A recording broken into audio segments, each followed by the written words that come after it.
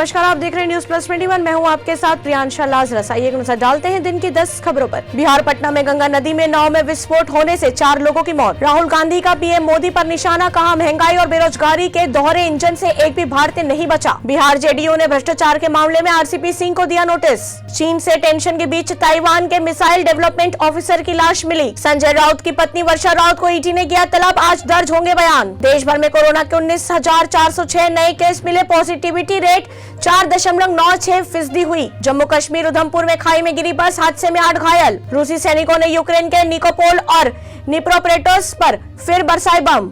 नेपाल में हिली धरती, 5.3 तीव्रता का आया भूकंप। आज से अरविंद केजरीवाल का 2 दिवसीय गुजरात दौरा, तीसरी गारंटी की कर सकते हैं घोषणा। ऐसी जानकारियों से अपडेट रहने के लिए देखते रहिए न्यूज प्लस 21, आपके हक की बात।